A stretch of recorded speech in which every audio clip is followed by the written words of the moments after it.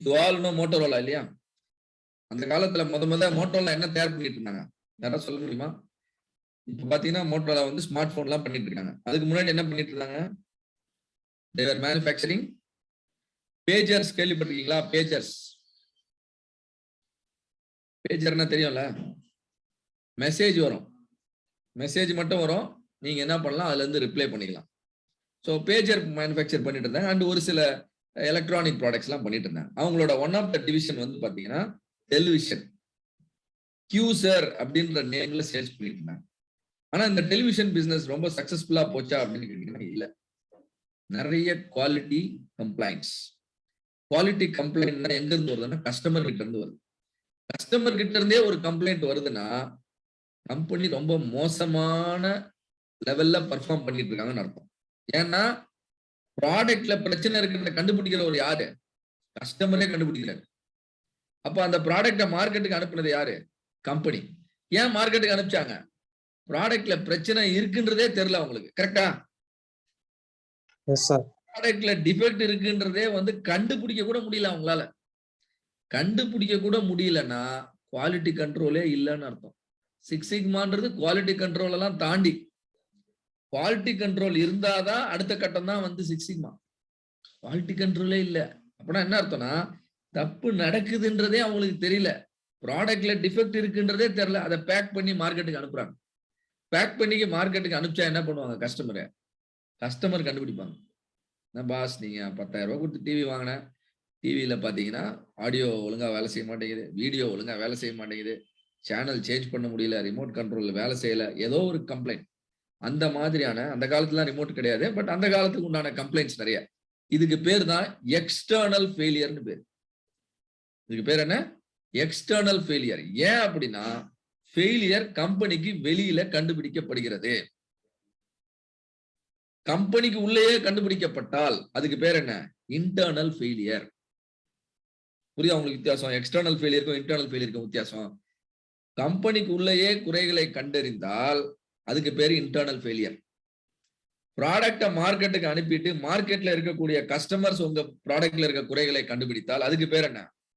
External failure. இதுல எதுப்பா dangerous? Internal failure டேஞ்சரஸா, எக்ஸ்டர்னல் ஃபெயிலியர் டேஞ்சரஸா? External sir.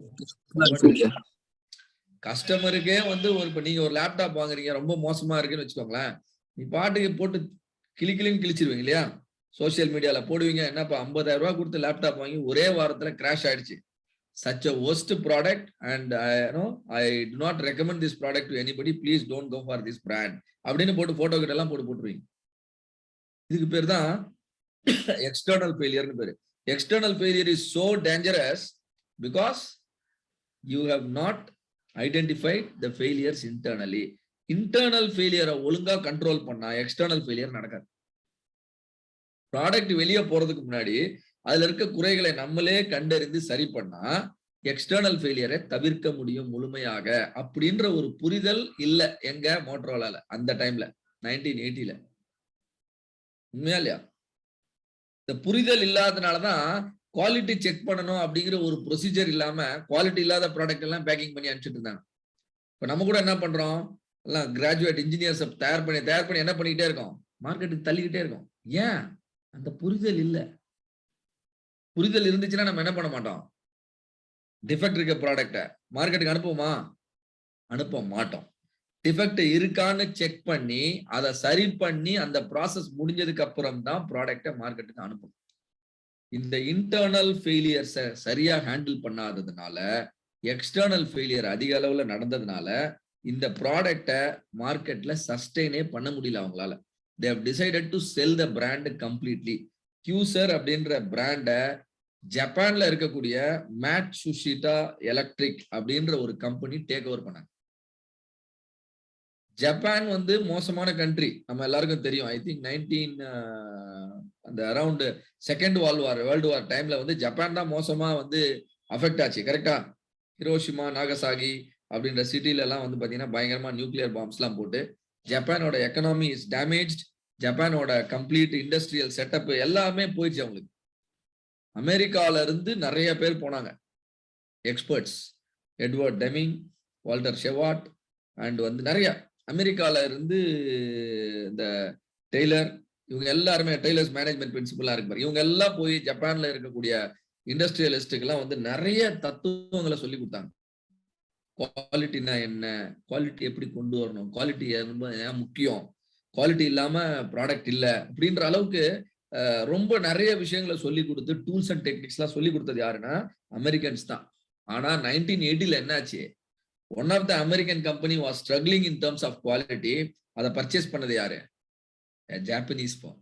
இந்த ஜாப்பனீஸ் ஃபார்ம் வந்து அந்நேரம் என்ன பண்ணிட்டு இருந்தாங்கன்னா கெய்சன் பிசினஸ் மாடல் அப்படின்னு ஒரு மாடல் யூஸ் பண்ணிட்டு இருந்தாங்க.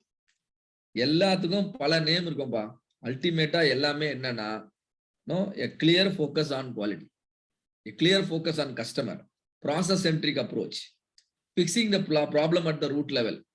இதெல்லாம் தான் அந்த கெய்சன் அப்படின்றது வந்து பாத்தீங்கன்னா is one of the lean tool. Lean அப்படின்னு நம்ம பார்க்க போறோம். அந்த லீன்குள்ள இருக்கக்கூடிய ஒரு விஷயம் தான் வந்து கெய்சன். இதெல்லாம் யூஸ் பண்ணிட்டு இருந்ததுனால அவங்களுக்கு வந்து புரிதல் இருந்துச்சு, நம்ம வந்து ப்ராடக்டை செக் பண்ணாம அனுப்பக்கூடாது. அப்ப செக் பண்ணும் பொழுது எல்லா பிழைகளும் நம்ம கண்ணுக்கு தெரிய வரும். கண்ணுக்கு தெரிய வரும் பொழுது அந்த ப்ராடக்ட் எல்லாம் மார்க்கெட்டுக்கு போகாது. அப்ப என்ன ஆகும்னா நல்ல ப்ராடக்ட் மட்டும் தான் மார்க்கெட்டுக்கு போகும். அப்போ எந்த ப்ராடக்ட் மார்க்கெட்ல போய் பல பிரச்சனையை கொண்டு வந்துச்சோ மோட்டோரோலாக்கு, அதே ப்ராடக்ட் இப்ப மார்க்கெட்டுக்கு போய் பல நல்ல நேம கொண்டு வந்தது. ஸோ கியூசர் has become a preferred brand. லேட்டஸ்டா அது வந்து பாத்தீங்கன்னா அந்த பர்டிகுலர் பிராண்டோட ட்ரேட்மார்க் என்னன்னு கேட்டீங்கன்னா பேனாசோனிக். எல்லாருக்கும் தெரியும் பேனாசோனிக்னா. This is how it came. இப்போ இந்த மாதிரி ஒரு கம்பெனியே கையை விட்டு போனதுக்கு அப்புறம் தான் அவங்களுக்கு ஒரு புரிதல் வந்துச்சு. சாரி, ஒரு பிராண்டே கையை விட்டு போனதுக்கு அப்புறம் தான் மோட்டோரோலால இருக்கக்கூடிய டீமுக்கு ஒரு புரிதல் வந்துச்சு. என்ன அப்படின்னா குவாலிட்டின்றது வந்து ப்ராடக்ட்ல மட்டும் இல்ல, நம்மளோட புரிதல்லையும் இருக்கு அப்படின்னு அவங்களுக்கு புரிய வந்துச்சு. நீங்க ரெண்டாவது பாக்குறீங்க இல்லையா, இவர் தான் வந்து மோட்டோரோலாவோட சிஇஓ. அவர் பேர்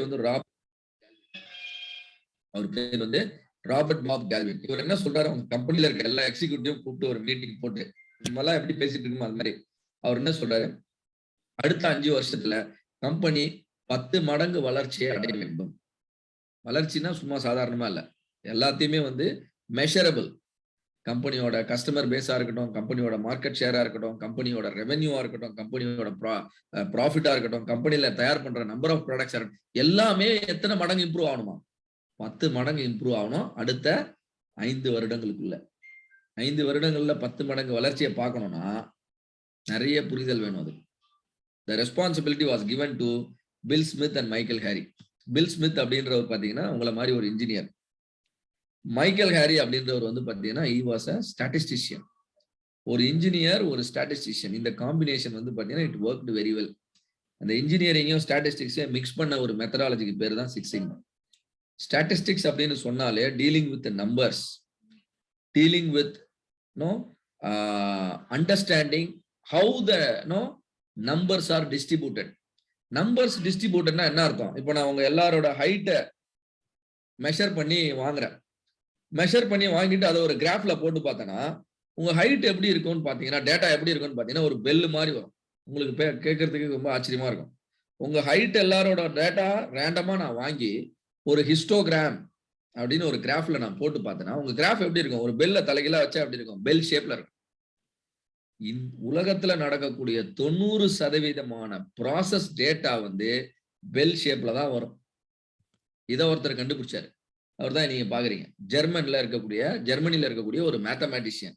அவர் பேரு கார்ல் ஃபெட்ரிக் காஸ்னு பேரு. இவர் என்ன சொல்றாரு, most of the processes in the universe follows a specific pattern. அது நீங்க தெரிஞ்சுக்கணும்னா டேட்டாவை கலெக்ட் பண்ணி டேட்டாவை விஷுவலைஸ் பண்ணீங்கன்னா பெல் மாதிரி வரும். அதுக்கு பேரு பெல் ஷேப்டு டிஸ்ட்ரிபியூஷன், அதுக்கு பேரு நார்மல் டிஸ்ட்ரிபியூஷன் அப்படின்னு பேர் வச்சார். அந்த நார்மல் டிஸ்ட்ரிபியூஷனை நம்ம இப்ப என்னன்னு சொல்றோம் அப்படின்னா காசியன் டிஸ்ட்ரிபியூஷன். ஏன்னா காஸ்ன்றது அவரோட பேர், கண்டுபிடிச்சவரோட பேர். இவர் இந்த நார்மல் டிஸ்ட்ரிபியூஷன்ல சொன்ன தத்துவத்தை யூஸ் பண்ணி தான் பில் ஸ்மித்தும் மைக்கேல் ஹாரியும் 2 பேரும் சேர்ந்து ஒரு மெத்தடாலஜியை உருவாக்குனாங்க. அந்த மெத்தடாலஜியை உருவாக்குனதுக்கு பேர் தான் என்னது, 6 Sigma மெத்தடாலஜி.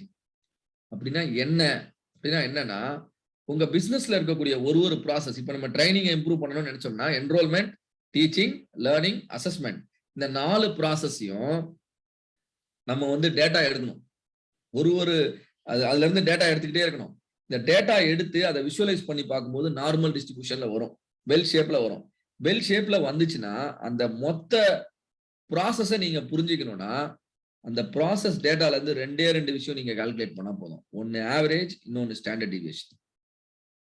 ஒன்னு ஆவரேஜ், இன்னொன்னு ஸ்டாண்டர்ட் டிவியேஷன். ஆவரேஜ் வந்து உங்க லைஃப்ல எவ்ரி சிங்கிள் டே நீங்க எல்லாரும் யூஸ் பண்றீங்க, கரெக்டா? இந்த ஹோட்டல் எப்படி இருந்துச்சு? டேஸ்ட் ஆவரேஜா இருந்ததுப்பா. படம் எப்படி இருந்துச்சு? ஆவரேஜ். அப்ப அந்த ஆவரேஜ்ன்றது ரொம்ப முக்கியம். உண்மையா இல்லையா? இப்போ இப்போ இப்போ உங்க பசங்க எல்லாம் எப்படி படிக்கிறாங்க அப்படின்னு கேட்டா கூட உங்க ப்ரொஃபசர் கூட சொல்லுவாங்க, சார் ஆவரேஜா படிக்கிறாங்க சார். இல்ல சார், ஆவரேஜை விட பெட்டர் சார் எங்க பசங்க. இல்ல சார், ஆவரேஜை விட மோசம் சார். அப்ப ஆவரேஜ்ன்றது இம்பார்ட்டன்ட் பேராமீட்டர். ஒரு ஒரு ஒரு ஒரு ஒரு ப்ராசஸ்ல இருந்து வரக்கூடிய ஒரு அவுட்புட்டும் எப்படி இருக்கும் அப்படின்னு எதுல தெரியும்னா ஆவரேஜ்ல தெரியும். அதே மாதிரி இன்னொன்னு வந்து ஸ்டாண்டர்ட் டிவியேஷன்.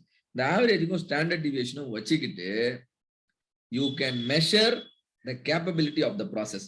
இந்த ப்ராசஸ்ல இருந்து வரக்கூடிய அவுட்புட் தரமா இருக்குமா இருக்காதா முன்கூட்டியே கண்டுபிடிக்கலாம். ப்ராசஸை ரன் பண்ணணும்னே அவசியம் இல்லை. ப்ராசஸை செக் பண்ணி ப்ராசஸ் சூப்பரா இருந்தாலே அவுட்புட் சூப்பரா இருக்கும்.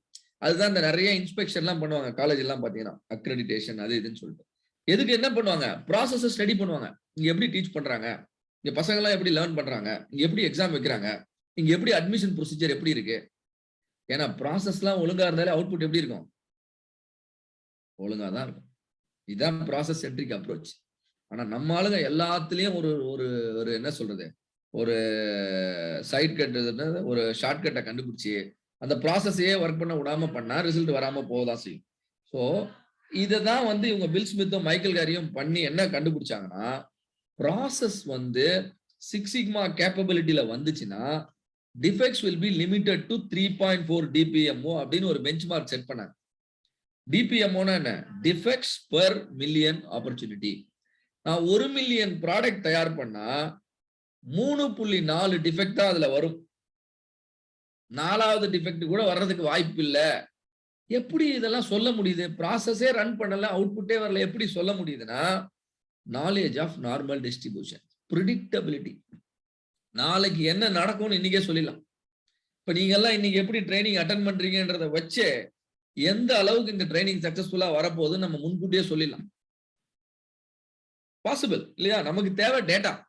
எல்லா ட்ரைனிங்லயும், எல்லா நேரத்திலயும், எல்லா செஷன்லயும் அட்டெண்டன்ஸ் எப்படி இருக்கு, எல்லா செஷன்லயும் வந்து இன்டராக்ஷன் எப்படி இருக்கு, எல்லா செஷன்லயும் அட்டென்டிவ்னஸ் எப்படி இருக்கு, இதெல்லாம் நல்லா இருந்தாலே ரிசல்ட் எப்படி தான் இருக்கும்? நல்லா தான் இருக்கும். This is called predictability. அப்போ ஒரு ப்ராசஸ்ல இருந்து டேட்டாவை நம்ம ஃப்ரீக்வெண்ட் இன்டர்வல்ல எடுத்து அதை கரெக்டா அதோட ஆவரேஜும் ஸ்டாண்டர்ட் டிவியேஷனும் பார்த்துக்கிட்டு இருந்தாலே இந்த ப்ராசஸ்ல இருந்து வரக்கூடிய அவுட்புட் டிஃபெக்ட் ஃப்ரீயா இருக்குமா இருக்காதான்னு கண்டுபிடிச்சிடலாம். ஒருவேளை டிஃபெக்ட் வரும் அப்படின்ற மாதிரி தோணுச்சுன்னா ப்ராசஸை இம்ப்ரூவ் பண்ண ஆரம்பிச்சிருவாங்க. ப்ராசஸை இம்ப்ரூவ் பண்ணி அந்த என்ன சொல்றது, அதோட கேப்பபிலிட்டி இன்க்ரீஸ் பண்ணிடுவாங்க. இது அப்போ இது என்னன்னா இவங்க 2 பேரும் என்ன பண்ணாங்கன்னா ஒரு ஸ்டாட்டிஸ்டிக்கல் அப்ரோச்சை கொண்டு வந்தாங்க. Statistical approach, metric based approach. Metric பேஸ்ட்னா எதுக்கு இருந்தாலும் நம்பர் இல்லாம எதுவுமே கிடையாது. நம்பர் வாயிலேயே பேசுறது வந்து ஈஸி சொல்லிடலாம். ஆனா உண்மையிலேயே வந்து என்ன அப்படின்றது தெரியணும்னா நம்பர்ஸ் தேவை. கம்பெனில ஒரு மெஷின்ல இருந்து வரக்கூடிய ப்ராடக்டையும் செக் பண்ணி அந்த நம்பர்ஸை இவங்க விஷுவலைஸ் பண்ண ஆரம்பிச்சாங்க. பண்ணும் பொழுது பிரச்சனை எங்க ஆரம்பிக்குதோ அந்த இடத்திலேயே கண்ட்ரோல் பண்ணக்கூடிய கெப்பாசிட்டி இவங்களுக்கு வந்துச்சு. இதுல வந்து பாத்தீங்கன்னா அவங்க வந்து MAIC இங்க எழுதிருக்க பாருங்க.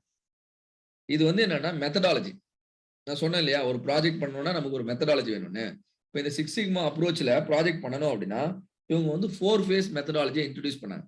எம்ன்றது என்னன்னா மெஷர், ஏன்றது என்னன்னா அனலைஸ், ஐன்றது என்னன்னா இம்ப்ரூவ், சின்றது என்னன்னா கண்ட்ரோல். ஏன் சார் இந்த மாதிரி இருக்குன்னா ஒரு விஷயத்தை மெஷர் பண்ணா மட்டும்தான் நீங்க அதை இம்ப்ரூவ் பண்ண முடியும். What gets measured gets improve. பண்ணாத ஒரு விஷயத்தை உங்களால என்ன பண்ண முடியாது? இம்ப்ரூவ் பண்ண முடியாது. மெஷர். அப்போ ஃபர்ஸ்ட் ஸ்டெப் இஸ் மெஷர். சரி, மெஷர் பண்ணியாச்சு, பிரச்சனையோட ஆழம் நமக்கு தெரிஞ்சிருச்சு. அப்புறம் என்ன பண்ணணும்? அனலைஸ் பண்ணணும். அனலைஸ் பண்ணும்போது என்ன தத்துவம்னு கேட்டீங்கன்னா ரூட் காஸை கண்டுபிடிக்கணும். சிம்டமை பார்த்து ரியாக்ஷன் பண்ணக்கூடாது. ரூட் காஸை பார்த்து தான் நம்ம ஆக்ஷன் எடுக்கணும். அதுதான் அனலைஸ் பேஸோட முக்கியத்துவம். இம்ப்ரூவ்னா என்ன? எது ரூட் காஸ் நீங்க கண்டுபிடிச்சீங்களோ அதை வந்து தடுக்கணும் நீங்க. அதுதான் இம்ப்ரூவ். எது ரூட் காஸோ அதை போய் நீங்க தடுக்கணும். அதை வந்து நீங்க கண்ட்ரோல் பண்ணணும். அந்த ரூட் காஸை நீங்க வந்து ஆப்டிமைஸ் பண்ணணும். அதுதான் இம்ப்ரூவ். அதே ரூட் காஸை நீங்க வந்து கண்ட்ரோல் பண்ணணும். எதுக்கு கண்ட்ரோல் பண்ணணும்? திருப்பியும் அதே பிரச்சனை வரக்கூடாது. திரும்பவும் அதே பிரச்சனை வரக்கூடாது. இதுதான் கண்ட்ரோல். இந்த 4 ஃபேஸ்ன்றது ரொம்ப முக்கியம் ப்ராஜெக்ட்ல. மெஷர் பண்ணாம அனலைஸ் பண்ணக்கூடாது. அனலைஸ் பண்ணாம இம்ப்ரூவ் பண்ணக்கூடாது. இம்ப்ரூவ் பண்ணாம கண்ட்ரோல் பண்ணக்கூடாது. இந்த ஸ்டெப்பை, இந்த சீக்வன்ஸை நீங்க வந்து பிரேக் பண்ணீங்கன்னா உங்க ரிசல்ட் டெஃபினட்டா பிரேக் ஆகும். இதை நம்ம வந்து இந்த லாஜிக்கே மாத்தக்கூடாது. இந்த மெத்தடாலஜி வந்து பாத்தீங்கன்னா செம்மையா ஒர்க் பண்ணிச்சு மோட்டோரோலால. வெறும் அடுத்த 10 வருஷத்துல பாத்தீங்கன்னா மோட்டோரோலால இருக்கக்கூடிய பல குவாலிட்டி ப்ராப்ளம்ஸ் வந்து சால்வ் பண்ணாங்க. ரொம்ப, அதாவது தரமா சால்வ் பண்ண முடிஞ்சது. சும்மா நேம் சேக்லாம் கிடையாது. நான் ஒரு ப்ராஜெக்ட் பண்ணேன்னு பண்ணிட்டு ரிப்போர்ட் கொடுக்கறது கிடையாது. Project has really solve a problem. இதனால கம்பெனிக்கு எவ்வளவு சேவிங் வந்துச்சுன்னா $16 பில்லியன். கொஞ்சம் நெஞ்ச பணம் கிடையாது. 10 வருஷத்துல the company has saved $16 billion by preventing defects, preventing internal failures. 10 வருஷத்துல மேனுஃபேக்சரிங்லயும் அப்ளை பண்ணாங்க, நான் மேனுஃபேக்சரிங்லயும் அப்ளை பண்ணாங்க. நிறைய பேர் நினைச்சிட்டு இருக்காங்க இந்த 6 சிக்மா மெத்தடாலஜி இதெல்லாம் வந்து ஒன்லி மெக்கானிக்கல் இன்ஜினியர்ஸ்க்கு தான் யூஸ் ஆகும். No, this is applicable in all industries, all department. And Motorola பாத்தீங்கன்னா 1988ல மால்கம் பால்ரிட்ஜ் நேஷனல் குவாலிட்டி அவார்டு அப்படின்ற ஒரு அவார்டு வந்து மோட்டோரோலா கொடுத்தாங்க. எதுக்காக அப்படின்னா for all the best practices they maintain. இதெல்லாம் பார்த்த உடனே இவங்களோட பேலன்ஸ் ஷீட் எல்லாம் பார்த்த உடனே மற்ற கம்பெனிகளும் என்ன பண்ண ஆரம்பிச்சாங்க, இந்த மெத்தடாலஜியை அடாப்ட் பண்ண ஆரம்பிச்சாங்க. அதுக்கு பேர் தான் பெஞ்ச் மார்க்கிங். அதுக்கு பேர் என்ன? Bench marking. Copying from the best, copying from the best professionally ethically is called bench marking. Motorola என்ன பண்றாங்க, இதை நம்ம வந்து ஏன் நம்ம அடாப்ட் பண்ணக்கூடாது அப்படின்னு சொல்லிட்டு நிறைய மற்ற கம்பெனிகளும் வந்து என்ன பண்ணாங்கன்னா அதெல்லாம் ஃபாலோ பண்ண ஆரம்பிச்சாங்க. ஜெனரல் எலக்ட்ரிக் அப்படின்னு ஒரு கம்பெனி கேள்விப்பட்டிருக்கீங்க. அதோட சிஇஓ வந்து பாத்தீங்கன்னா ஜாக் வெல்ச். அவரோட பேர் என்ன? Jack Welsh. மோட்டோரோலாவோட சக்சஸ் எல்லாம் பார்த்து இன்ஸ்பயர் ஆகி அவங்களோட ஜெனரல் எலக்ட்ரிக் ஃபுல்லா அந்த 6 சிக்மாவை ஸ்ப்ரெட் பண்ணாரு. 6 சிக்மாவை ஸ்ப்ரெட் பண்றதுனா வேற ஒண்ணும் கிடையாது. சும்மா அப்படியே பிக் அண்ட் பிளேஸ் கிடையாது. இது கிடையாது. இது வந்து ஒரு just pick and play method கிடையாது. உங்க உள்ளுக்குள்ள கம்பெனில இருக்கக்கூடிய எம்ப்ளாயிஸ் ஃபுல்லா முதல்ல ட்ரெயின் பண்ணணும். முதல்ல என்ன பண்ணணும்? ட்ரெயின் பண்ணணும். ஏன் ட்ரெயின் பண்ணணும் அப்படின்னா இவங்க ஒரு மெத்தடாலஜி கிரியேட் பண்ணிருக்காங்க, MAICன்னு. அப்ப MAICனா என்ன, மெஷர்னா என்ன, அனலைஸ்னா என்ன, இம்ப்ரூவ்னா என்ன, கண்ட்ரோல்னா என்ன அப்படின்னு ட்ரைனிங் கொடுக்கணும். ரெண்டாவது, இந்த ஒரு ஃபேஸ்லயுமே அவங்க யூஸ் பண்ண டூல்ஸ் பாத்தீங்கன்னா some of them are quality control tools, some of them are statistical tools, some of them are project management tools, some of them are communication tools. ஏன்னா இது எல்லாமே ப்ராஜெக்டோட சக்சஸ்க்கு முக்கியம். ஒன்னு இருந்து ஒன்னு இல்லாம இருந்தா ஒர்க் அவுட் ஆகாது. அப்ப என்ன பண்ணாங்கன்னா ஒரு ஃபேஸ்லயும் அவங்க செய்யக்கூடிய என்ன வேலை செய்யணும்னு கண்டுபிடிச்சு அதுக்கேத்த மாதிரி டூல்ஸ் அண்ட் டெக்னிக்ஸ் எல்லாம் ரெக்கமெண்ட் பண்ணாங்க. டிஃபைன் ஃபேஸ்ல இதை பண்ணுங்க, மெஷர் ஃபேஸ்ல இந்த டூல் யூஸ் பண்ணுங்க அப்படின்னு நீங்க 16 வருஷத்துல படிச்ச எல்லா விஷயங்களையும் ஹேண்ட் பிக் பண்ணி செலக்டடா இந்த டூல்ஸ் எல்லாம் நீங்க யூஸ் பண்ணீங்கன்னா உங்களோட மெஷர் ஃபேஸ் சக்சஸ்ஃபுல்லா வரும், அனலைஸ் ஃபேஸ் சக்சஸ்ஃபுல்லா வரும் அப்படின்னு ரெக்கமெண்ட் பண்ணியிருந்தாங்க. இதெல்லாம் வந்து ஜாக் வெல்ச் என்ன பண்ணாரு, அவங்க கம்பெனில இருக்கவங்களுக்கு ட்ரைனிங் கொடுத்துட்டு ஜாக் வெல்ச்சும் வந்து அவங்களோட ஜெனரல் எலக்ட்ரிக் ஃபுல்லா இம்ப்ளிமெண்ட் பண்ணி they also saved billions of dollars. இது இப்படியே ஒரு ஒன் ஆஃப்டர் த அதர். இன்னைக்கு பாத்தீங்கன்னா நல்ல எந்த பெரிய கம்பெனி எடுத்தீங்கனாலும் அதுக்குள்ள வந்து 6 சிக்மா அப்படின்றது வந்து ஒரு ரெகுலர் பிராக்டிஸா இருக்கும். நீங்க எந்த பெரிய கம்பெனி வேணா எடுத்துக்கோங்க, you take caterpillar, Maruti, right, or any company. உங்க நம்ம டொமைன் மட்டும் கிடையாது, any domain. All the big brands are really big brands because they embraced 6 Sigma methodology. Alright? So, இப்ப ஆனா ஜெனரல் எலக்ட்ரிக்ல இன்னொரு விஷயம் நடந்துச்சு. 1995, see 6 Sigma methodology was introduced in 1987. ஆனா 1995ல என்னாச்சுன்னா MAC அப்படின்னு இருந்த 4 phase methodology was changed to 5 phase methodology. M-க்கு முன்னாடி D-ன்னு ஒரு விஷயத்தை ஆட் பண்ணாங்க. D-னா என்னன்னா டிஃபைன்.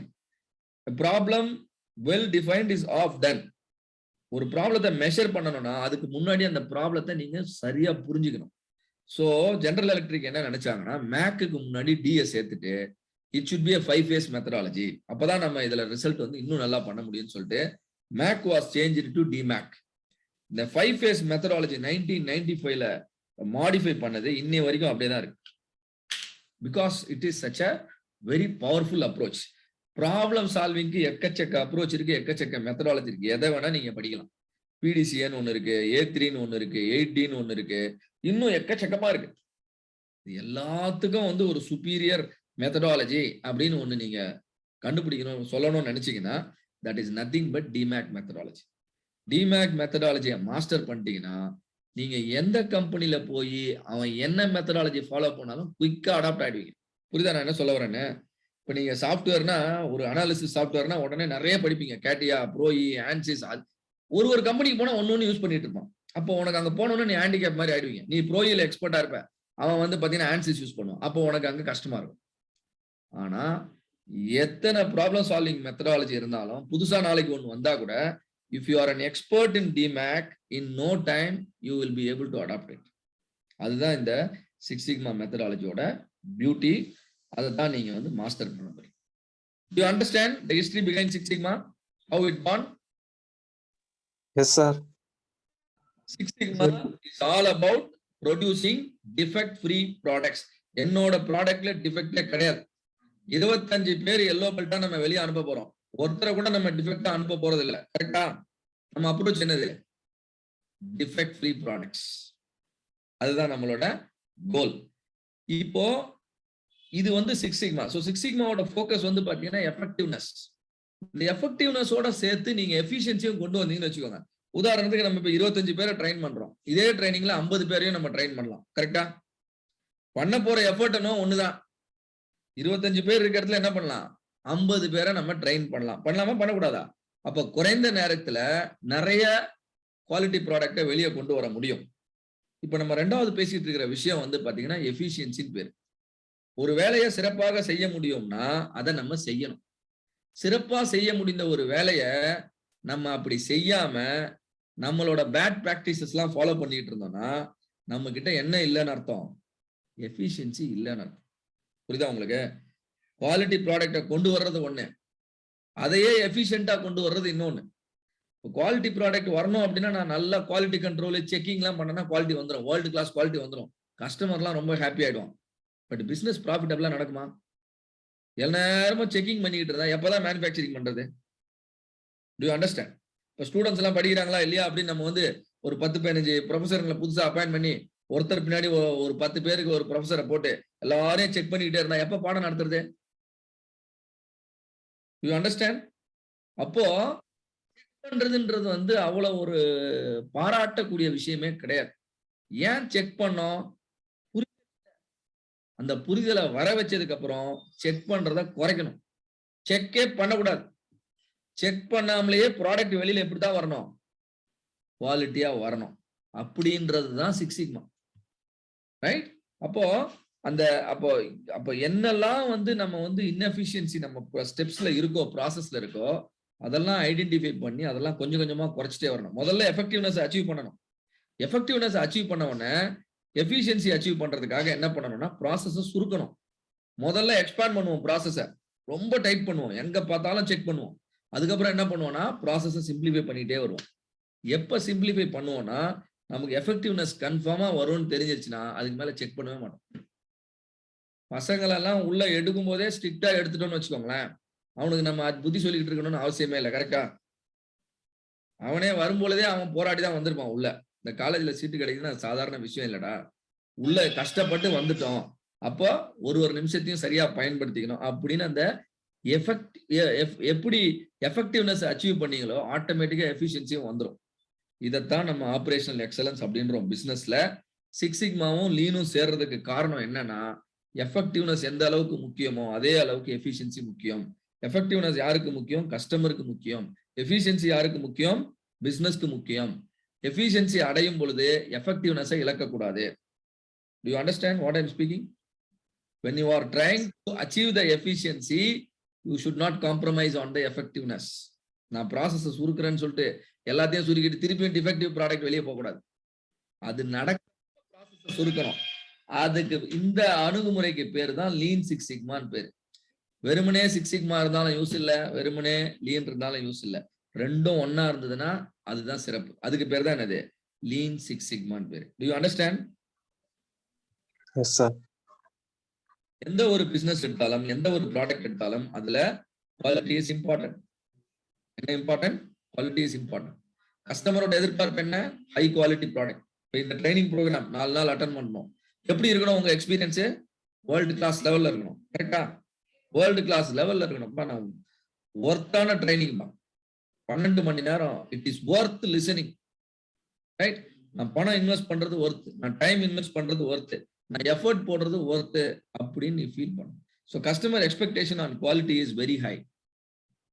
காஸ்ட் எப்படி இருப்பாங்க? கஸ்டமரோட எதிர்பார்ப்பு எப்படி இருக்கும்? காஸ்ட் கம்மியா இருக்கணும்னு நினைப்பாரா, ஜாஸ்தியா இருக்கணும்னு நினைப்பாரா? கஸ்டமர் கம்மியா சார். காஸ்ட் கம்மியா இருக்கணும்னு நினைப்பாரு. ஆனா இண்டஸ்ட்ரீஸ்லாம் என்ன நம்புச்சுன்னா, ப்ராடக்டோட குவாலிட்டியை கூட்டினா காஸ்ட் என்ன ஆகும்னு நினைச்சிச்சு. காஸ்ட் அப்படின்றது இண்டஸ்ட்ரியோட நம்பிக்கை. ஹை குவாலிட்டி ப்ராடக்ட் வேணுமா, you pay the price. 6 sigma training வேணுமா, 25,000 ரூபாய் கட்டு. High quality product, high cost. Delivery high quality product வேணுமா, வெயிட் பண்ண 6 மாசம். டெலிவரிலாம் உடனே கிடைக்காது. அம்பாசிடர் கார்லாம் புக் பண்ணிட்டு 6 மாசம் கழிச்சு வாங்கினா எவ்வளவு பேர் இருக்கான்? அபார்ட்மெண்ட்டுக்கு புக் பண்ணிட்டு 6 வருஷம் கழிச்சு வீடு வாங்கினா எவ்வளவு பேர் இருக்கானா இல்லையா? அபார்ட்மெண்ட்டை புக் பண்ணிடுவான், 50 லட்சம் ரூபாய் கட்டிடுவான், பேங்க்ல இருந்து லோன் போயிடும், வட்டி கட்டிட்டு இருப்பான், ஆனா வீடு வந்து சேராது. அப்போ குவாலிட்டி அதிகமா எதிர்பார்த்தா டெலிவரி என்ன ஆகுது? டிலே ஆகும். காஸ்ட் என்ன ஆகும்? இன்னும் ஜாஸ்தி ஆகும். இதுதான் இண்டஸ்ட்ரியோட நம்பிக்கை. ஆனா கஸ்டமரோட பார்வையில நீங்களே சொல்லுங்க பிராங்கா, குவாலிட்டி எப்படி இருக்கணும் உங்களுக்கு? அதிகமா. காஸ்ட் எப்படி இருக்கணும் உங்களுக்கு? குறைவா இருக்கணும். டெலிவரி எப்படி வரணும் உங்களுக்கு? ஒரு ப்ராடக்ட் கஸ்டமர் எதிர்பார்க்கிறது கம்பெனிங்கெல்லாம் நம்புனது ஒண்ணு. அந்த அவங்க நம்புனாங்க பாருங்க அந்த காலத்துல, அதுக்கு இப்ப பேரு ட்ரெடிஷனல் ஸ்ட்ராட்டஜின்னு பேரு. இன்னைக்கு காலகட்டத்துக்கு இந்த ட்ரெடிஷனல் ஸ்ட்ராட்டஜி ஒர்க் அவுட் ஆகுமா? நீ நாளைக்கு ஒரு கம்பெனி ஸ்டார்ட் பண்ற, 50 கோடி ரூபாய் இன்வெஸ்ட்மெண்ட் பண்ணி, குவாலிட்டி சூப்பரா இருக்கு, பட் உன் ப்ராடக்ட் காஸ்ட் ஜாஸ்தியா இருக்கு, டெலிவரி டைம் ரொம்ப எடுக்கிற. Do you think your company will grow? அப்போ நமக்கு தேவை, கஸ்டமருக்கு தேவை என்னன்னா, குவாலிட்டி அதிகமா இருந்தா மட்டும் பத்தாது, காஸ்ட் கம்மியா இருக்கணும். கம்மியா இருக்கணும்னு சொல்றதை விட காம்படிட்டிவா இருக்கணும். காம்படிட்டிவ்னா என்ன? ஒரே மாதிரியான ப்ராடக்ட் 10 இருந்துச்சுன்னா உன் ப்ராடக்ட் பிரைஸ் தான் கம்மியா இருக்கும். 6 சிக்மா ட்ரைனிங் 10 இடத்துல நடக்குது, பட் ஒரு இடத்துல கம்மியா இருக்கு, சிறப்பாகவும் இருக்கு. தன்னால கூட்டம் வருமா வராதா? அதே நேரம் டெலிவரி வந்து டெலிவரி டைம், ஆர்டர் போட்ட அடுத்த நிமிஷம் டெலிவரி. அமேசான் 2 ஹவர்ஸ்ல டெலிவரி பண்றாங்க தெரியுமா? அமேசான்ல அப்படி ஒரு ஃபீச்சர் இருக்கு. நீ ஆர்டர் பண்ணி, போன் ஆர்டர் பண்ணி 2 மணி நேரத்துல உன் வீட்டுல ஸ்மார்ட் போன் வந்து டெலிவரி ஆகும். இதெல்லாம் கஸ்டமரோட தேவை. கஸ்டமரோட தேவைதான் என்னவா மாறுது? ப்ராடக்ட்ஸாவும் சர்வீஸாவும் மாறுது. இது எல்லாத்தையும் நீ ரியல் டைம்ல உன்னோட பிசினஸ்ல நடக்கணும்னு நினைச்சா அதுக்கு உண்டான ஸ்ட்ராட்டஜி தான் என்னது? Lean six sigma strategy. Simple. Your business will gain the competitiveness in terms of quality. Quality wise you are world class. Cost wise you are competitive. Delivery wise you are very fast. What will happen to your business? Business improve ஆமா ஆவாதா? இதுக்கு பேர் தான் operational. இதுக்கு பேர் தான் operational excellence. ஆட்டோமேட்டிக்கா customer உங்க business தேடி வருவாங்க. உங்க காம்படிட்டர்ஸ் எல்லாம் ஆட்டோமேட்டிக்கா பின்னுக்கு தள்ளப்படுவார்கள். This is the advantage Lean Six Sigma strategy can give it to any company. That is the one single reason every company understand that Lean Six Sigma is their, strategic approach. ஒரு ஸ்டேஜ்ல தெரிய வரும் எல்லா கம்பெனிக்குமே. Lean six sigma அப்படின்றது ஏதோ ஒரு என்ன சொல்றது, ஒரு புதுசான விஷயம்லாம் இல்லை. நம்மளோட திங்கிங்கை சரி பண்ணிக்கிறது. ஒரு விஷயத்த சரியா மட்டும்தான் செய்யணும் அப்படின்னு நினைக்கிறது தான் இந்த லீன் சிக்ஸ் சிக்மா, வேற ஒண்ணுமே கிடையாது. ரைட்? சரி, கமிங் டு த அகெயின் ப்ராடக்டோட விஷயம். ப்ராடக்ட்ல பிரைஸ் வருது. எந்த ஒரு ப்ராடக்ட் எடுத்தாலும் அதுல ஒரு பிரைஸ் இருக்கு. ஒரு பேனானா 10 ரூபா, ஒரு லேப்டாப்னா 50,000 ரூபாய் அப்படின்னு ஒரு பிரைஸ் வருது. இந்த பிரைஸ் எங்க இருந்து வருது? ஒரு ப்ராடக்ட்டுக்கும் பேஸ் காஸ்ட்னு ஒண்ணு இருக்கு. இந்த பேஸ் காஸ்ட் தான் ஏ. Base cost. பேஸ் காஸ்ட்னா என்ன? ரா மெட்டீரியல் காஸ்ட், அதுக்கு ஒரு assembly cost, machining cost, operator cost எல்லாமே இருக்கு, ஓவர் ஹெட், இது எல்லாமே பேஸ் காஸ்ட் தான். அதுக்கப்புறம் என்ன ஆகும்னு கேட்டீங்கன்னா, ப்ராடக்டை தயார் பண்ணும்போது பாத்தீங்கன்னா உங்களுக்கு வந்து டிஃபெக்ட்ஸ் எப்படியும் உருவாகதான் செய்யும். ஆரம்ப காலத்துல உருவாகாதா? நீங்க என்னதான் நீங்க கேர்ஃபுல்லா இருந்தாலும் சில ஃபெயிலியர் நடக்கும், சில டிஃபெக்ட்ஸ் வரும். அதுக்கு பேரு காஸ்ட் ஆஃப் புவர் குவாலிட்டி. எடுத்தடுப்புலவே வந்து எனக்கு எல்லாமே பெர்ஃபெக்டா வரும்னு நீங்க சொல்ல முடியாது. என்னதான் நீங்க ப்ரோஆக்டிவா இருந்தாலும் சில ஃபெயிலியர் நடக்கும். அதுக்கு பேர் என்ன? Cost of poor quality. இது ரெண்டுக்கும் மேல, இது ரெண்டும் சேர்ந்ததுதான் மேனுஃபேக்சரிங் காஸ்ட். இதுக்கு மேல என்ன பண்ணுவாங்க கம்பெனி? ப்ராஃபிட் ஆட் பண்ணுவாங்க. ப்ராஃபிட் ஆட் பண்ண உடனே ப்ராடக்டோட பிரைஸ் எவ்வளவுன்னு தெரிஞ்சிடும். இந்த ப்ராடக்ட்ல இந்த பிரைஸுக்கு வித்தா கம்பெனிக்கு எவ்வளவு ப்ராஃபிட் கிடைக்கும்? the height of the green color band. Green கலர்ல எவ்வளவு ஹைட் இருக்கோ அதுதான் கம்பெனியோட ப்ராஃபிட். ஆனா உங்க காம்படிட்டர் எல்லாம் என்ன பண்ணுவான் பிசினஸ்ல? உன்னை விட 10 ரூபா கம்மியா வைப்பானா? வைக்க மாட்டாங்க. அப்ப உங்க கஸ்டமர் எல்லாம் அங்க போறதுக்கு வாய்ப்பு இருக்கு. அப்ப நீயும் என்ன பண்ணிதான் ஆகணும்? 10 ரூபா கம்மி பண்ணிதான் ஆகணும். இது எல்லா பிசினஸ் இருக்கிற விஷயம் தான் இல்லையா? அப்போ 10 ரூபா கம்மி பண்ணி ஆகணும்னா எப்படி கம்மி பண்ணுவீங்க? உடனே பேஸ் காஸ்ட கம்மி பண்ணலாமா? எம்ப்ளாயி ஒரு 10 பேரை வேலையை விட்டு தூக்கலாமா? இல்ல நம்மளோட ஃபேக்டரியில இருக்கக்கூடிய ஃபெசிலிட்டிஸ் எல்லாம் கம்மி பண்ணிக்கலாமா? அதெல்லாம் பண்ண முடியாது. அது ஒரு சரியான அணுகுமுறை கிடையாது. இல்ல ப்ராஃபிட்டை குறைச்சிக்கலாமா? ப்ராஃபிட் 10 ரூபா பரவாயில்ல, ப்ராஃபிட்ல இருந்து குறைச்சிக்கலாம் அப்படின்னா ஏற்கனவே உன் ப்ராஃபிட் எவ்வளவுதான்? 12 ரூபா தான். அதுல 10 ரூபா கம்மி பண்ணிட்டு கம்பெனியை நடத்துறப்போ என்ன சொல்றது? அந்த இன்வெஸ்ட்மெண்ட்டுக்கு வட்டி கூட வராது. அப்ப என்னதான் பண்ணி ஆகணும்? நீ பேஸ் காஸ்ட்லயும் கை வைக்க முடியல, ப்ராஃபிட்லயும் கை வைக்க முடியல. அப்ப என்னதான் பண்ணி ஆகணும்? காஸ்ட் ஆஃப் புவர் குவாலிட்டியை தான் குறைச்சாகணும். கரெக்டா? காஸ்ட் ஆஃப் புவர் குவாலிட்டினா என்ன? நம்ம கண்ணுக்கு எதிரேவும் கண்ணுக்கு தெரியாமையும் நடக்கக்கூடிய ஃபெயிலியர். கண்ணுக்கு தெரியக்கூடிய ஃபெயிலியர் தான் எஃபெக்டிவ்னஸ். கண்ணுக்கு தெரியாத ஃபெயிலியர் தான் எஃபிஷியன்சி. புரியுதா உங்களுக்கு? நம்ம ஒரு நாளைக்கு 6 மணி நேரம் சோசியல் மீடியால நம்ம டைம் ஸ்பெண்ட் பண்றோம்னா அது கண்ணுக்கு ஃபெயிலியர். நம்ப முடியுதா உங்களால? எக்ஸாம்ல ஃபெயில் ஆனா அது கண்ணுக்கு தெரியக்கூடிய ஃபெயிலியர். அது எஃபெக்டிவ்னஸ். என்னடா இது ஒரு வருஷமா படிச்சு கடைசியில ஒரு எக்ஸாம கூட பாஸ் பண்ண முடியலையே, அது கண்ணுக்கு தெரிஞ்ச ஃபெயிலியர். ஆனா எவ்ரிடே நம்ம 6 மணி நேரம் சோசியல் மீடியால நம்மள அறியாம வேற எவனோ ஒருத்தன் போட்ட வீடியோவை பார்த்துக்கிட்டு கமெண்ட் அடிச்சுக்கிட்டு இருந்தானா அது கண்ணுக்கு தெரியாத ஃபெயிலியர். கண்ணுக்கு தெரிஞ்ச ஃபெயிலியர் எதனா வந்தது குறைக்கணும். அந்த கண்ணுக்கு தெரியாத ஃபெயிலியர் வந்து கூடிக்கிட்டே போகும். நீங்க பாத்தீங்கன்னா ஏன் கூடிக்கிட்டே போகுதுன்னா கண்ணுக்கு தெரியாத ஃபெயிலியர் இருக்கிற வரைக்கும் கண்ணுக்கு தெரியக்கூடிய ஃபெயிலியர் கூடிக்கிட்டே தான் இருக்கும். Logical? Invisible failures will continuously increase your visible failure. அப்போ உங்க விசிபிள் ஃபெயிலியரையும் நீங்க கண்ட்ரோல் பண்ணணும்னா நீங்க இன்விசிபிள் ஃபெயிலியரையும் கண்ட்ரோல் பண்ணணும். ரெண்டுக்கும் கனெக்ஷன் இருக்கு. சோசியல் மீடியாலே டைம் ஸ்பெண்ட் பண்ணிக்கிட்டு டெய்லி 6 மணி நேரம் வேஸ்ட் பண்ணிக்கிட்டு இருந்தா நம்ம பெரிய அச்சீவ் பண்ண முடியாது. சோசியல் மீடியாக்கே போகாதீங்கன்னு சொல்லல, போய் ஸ்பெண்ட் பண்ற டைம் உனக்கு ஒர்த்தா இருக்கணும். அங்க போய் நான் லேர்ன் பண்றேன்னா பண்ணுங்க. பட் அங்க போய் வேற ஏதோ தேவையில்லாத வேலை பண்ணிட்டு இருந்தா என்ன ஆகும்? இதாகும். அப்ப your efficiency and effectiveness has got a connection. First, achieve the effectiveness. In order to retain the effectiveness, achieve the efficiency. இந்த ரெண்டுமே ஒரே நேரத்துல பண்ணணும். அதுக்கு பேர் தான் நம்ம Lean Six Sigma சொல்றோம். Six Sigma is all about improving the effectiveness. Lean is all about improving the efficiency. Effectiveness means defect reduction. Efficiency means waste reduction. Lean is all about eliminating waste. Six Sigma is all about eliminating defect. இப்போ இந்த cost of அப்ப நம்ம base காஸ்ட்ல எடுத்த உடனே கை வைக்க வேண்டாம், ப்ராஃபிட்ல எடுத்த உடனே கை வைக்க வேண்டாம். எடுத்த உடனேயே கம்பெனி ஃபோக்கஸ் பண்ண வேண்டிய இடம் என்னன்னா ஃபெயிலியர்ஸை கம்மி பண்றது தான். ஃபெயிலியர்ஸை கம்மி பண்றதுக்கு பேர் தான் reduction of cost of poor quality. Cost of poor குவாலிட்டியை கம்மி பண்ணா உங்க ப்ராடக்டோட பிரைஸ் என்ன ஆகுது?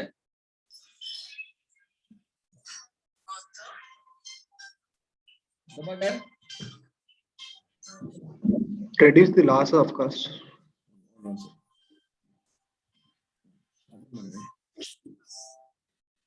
So ஃபெயிலியர்ஸ் நம்ம காஸ்ட் ஆஃப் புவர் குவாலிட்டியை கம்மி பண்ணும் பொழுது நம்ம ப்ராடக்டோட பிரைஸ் கம்மி ஆகுது. கஸ்டமர் அதை தான் எதிர்பார்த்தாங்க, சிச்சுவேஷன் அதை தான் டிமாண்ட் பண்ணிச்சு. அதே நேரம் உங்க ப்ராஃபிட் என்ன ஆகல? காம்ப்ரமைஸ் ஆகல.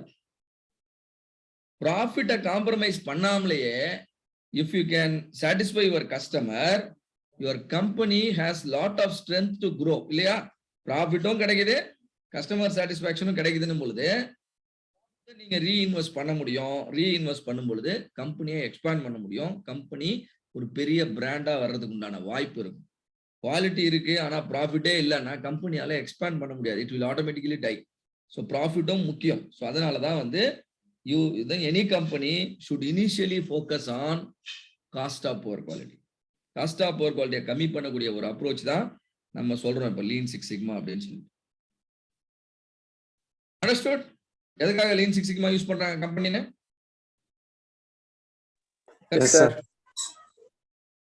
குவாலிட்டி இஷ்யூ இருக்கக்கூடிய எல்லாமே உங்களுக்கு ப்ராஜெக்ட் ஆப்பர்ச்சுனிட்டி. அவ்வளவுதான்ப்பா.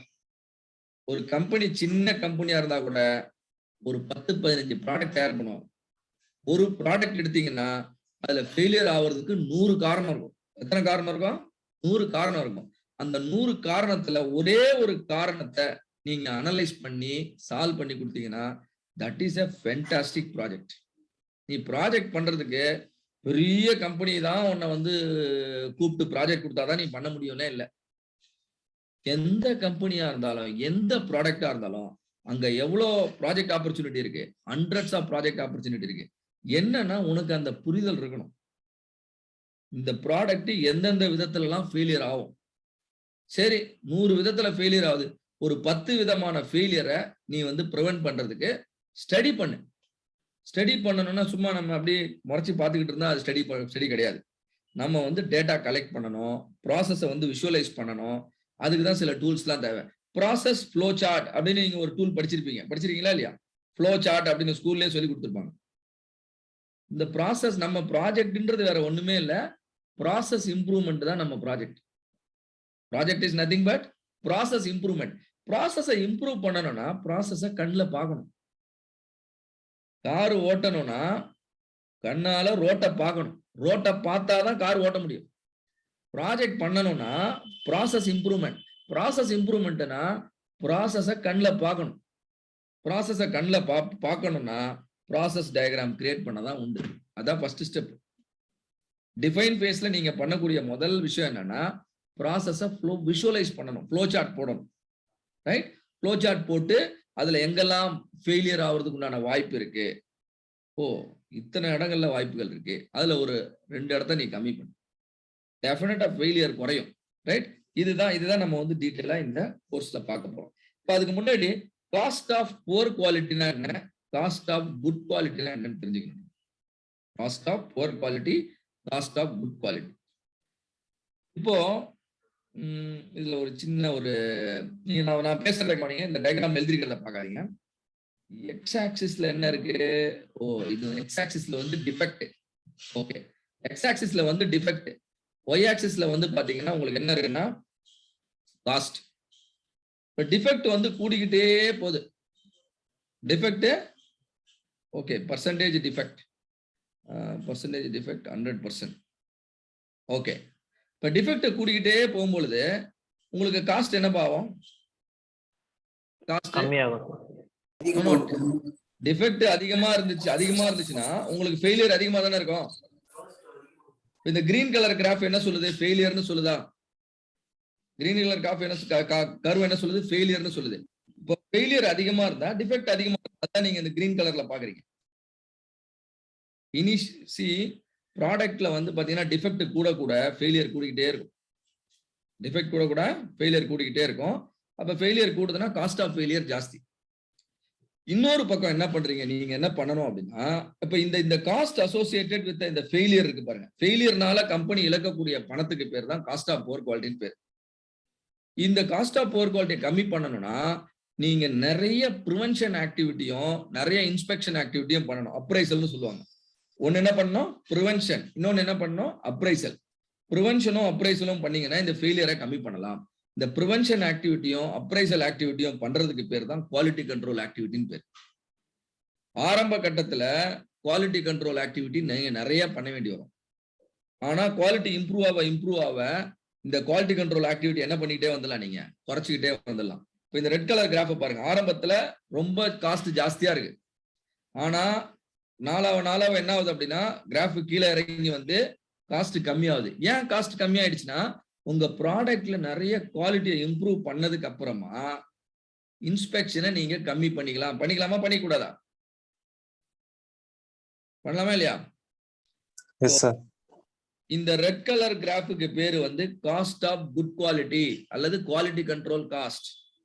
குவாலிட்டி செக் பண்றது, குவாலிட்டி இன்ஸ்பெக்டர்ஸ் வந்து அந்த ப்ராடக்ட்டை ஸ்டடி பண்ணி பார்க்கறது, டெஸ்ட் பண்ணி பார்க்கறது, இது எல்லாம் வந்து நல்லது. உங்க கம்பெனில இருக்க எம்ப்ளாயிக்கெல்லாம் ட்ரைனிங் கொடுக்கறது இதெல்லாம் நல்லது. ஏன் ட்ரைனிங் கொடுக்கணும்? அப்பதான் அவங்க வந்து நல்ல தரமான ப்ராடக்ட் தயார் பண்ணுவாங்க. அதுக்கு எல்லாம் பேர் வந்து குவாலிட்டி கண்ட்ரோல் காஸ்ட்னு சொல்லலாம், இல்லைன்னா காஸ்ட் ஆஃப் குட் குவாலிட்டின்னு சொல்லலாம். காஸ்ட் ஆஃப் குட் குவாலிட்டி ஆரம்ப காலகட்டத்தில் அதிகமா இருக்கும், போக போக போக குறையும். இந்த லாஜிக் தெரியாதவங்க பண்ணல அப்படின்னா என்ன ஆகும்னா, காஸ்ட் ஆஃப் புவர் குவாலிட்டி ஆரம்பத்துல கம்மியா இருக்கும், ஆனா போக போக போக கூடிக்கிட்டே போயிடும். கரெக்டா? 2 விதமான காஸ்ட் இருக்கு. ஒன்னு காஸ்ட் ஆஃப் குட் குவாலிட்டி, இன்னொன்னு cost of poor quality.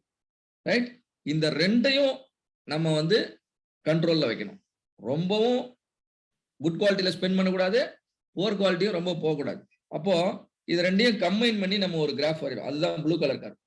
Cost of good quality, cost of poor quality ரெண்டையும் கம்பைன் பண்ணி பார்க்கும்போது ப்ளூ கலர் கர்வ் கிடைக்குது. இந்த ப்ளூ கலர் கர்வ் இனிஷியலா கொஞ்சம் கீழே குறைஞ்சிட்டே வரும், ஒரு குறிப்பிட்ட பாயிண்ட்டுக்கு மேல போக ஆரம்பிச்சிடும். ஒரு குறிப்பிட்ட பாயிண்ட்டுக்கு மேல போக ஆரம்பிச்சிடும். இந்த லோயஸ்ட் பாயிண்ட் இருக்கு இல்லையா, இது என்ன சொல்லுது அப்படின்னா, தம்பி உங்க ப்ராடக்ட் குவாலிட்டி நீங்க இம்ப்ரூவ் பண்ணுங்க, நல்லதுதான். இம்ப்ரூவ் பண்ண பண்ண பண்ண காஸ்ட் என்ன ஆகுது? குறையுது. லோயஸ்ட்டுக்கு வந்துட்டீங்க, இதுக்கு மேல குவாலிட்டியை இம்ப்ரூவ் பண்ணலாமா? இதுக்கு மேல குவாலிட்டியை இம்ப்ரூவ் பண்ணா கர்வ் திரும்ப மேல போகுது. அது என்ன சொல்லுது? இதுக்கு மேல இம்ப்ரூவ் பண்ணனா பண்ணிக்கோ, ஆனா உன் ப்ராஃபிட் குறைய ஆரம்பிச்சு. புரியுதா உங்களுக்கு? ஏன்னா ஒரு லெவலுக்கு மேல போக முடியாது நம்ம correct? Yes or no? Yes sir. Graph புரியுதுன்னு நினைக்கிறேன் இல்லையா? குவாலிட்டியை இம்ப்ரூவ் பண்ண பண்ண பண்ண நமக்கு வந்து காஸ்ட் ஆஃப் புவர் குவாலிட்டி குறையும், அதனால ப்ராஃபிட் கூடும். ஆனா ஒரு லெவலுக்கு மேல நீங்க வந்து பாத்தீங்கன்னா குவாலிட்டியை இம்ப்ரூவ் பண்ணீங்கன்னா காஸ்ட் ஆஃப் புவர் குவாலிட்டி குறைஞ்சிறத விட நீங்க போடுற எஃபர்ட் ஜாஸ்தியா இருக்கும், அதனால ப்ராஃபிட் குறைய ஆரம்பிச்சு.